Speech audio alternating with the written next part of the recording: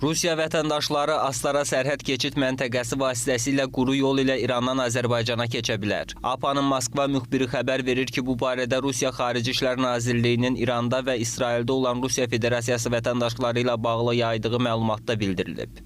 Rusiya Xarici İşlər Naziri Azərbaycanda karantin rejimi ilə əlaqədar İranla sərhədin bağlı olmasına diqqət çəkib.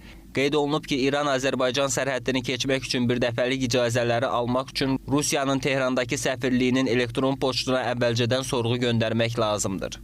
Yaxın Şərqdə münaqişənin kəskinləşməsi ilə əlaqədar Rusiya Xarici İşlər Nazirliyi İran və İsraildə olan Rusiya vətəndaşlarına maksimum ehtiyatlı olmağı və şəxsi təhlükəsizlik tədbirlərinə riayət etməyi tövsiyə edir. Rusiya Xarici İşlər Nazirliyi bu ölkələrdə olan vətəndaşlarına hərbi və digər dövlət obyektlərinə yaxınlaşmamağı, foto və video çəkməməyi, insanların çox olduğu yerlərdən qaçmağı tövsiyə edib. Yerli hakimiyyət orqanlarının göstərişlərinə ciddi əməl etməyə və zəruri hallarda sığınacaqlara getməyə çağırıb. İranın hava məkanının bağlanması ilə əlaqədar Rusiya vətəndaşları Astara sərhəd keçid məntəqəsi vasitəsilə quru yol ilə ölkəni tərk edərək Azərbaycana gedə bilərlər. İsraildən qonşu Misrə və Iordaniyaya səyahət edə bilərsiniz. Rusiya Xarici İşlər Nazirliyi Azərbaycanda qüvvədə olan karantin rejimi ilə əlaqədar İranla sərhədin bağlı olmasına diqqət çəkir. Astara keçid məntəqəsindən keçmək üçün Azərbaycan hakimiyyətinin birdəfəlik icazələrinin razılaşdırılması üçün Rusiyanın Tehrandakı səfirliyinin rusenbiran@ mid.ru elektron poçt ünvanına rus və ingilis dillərində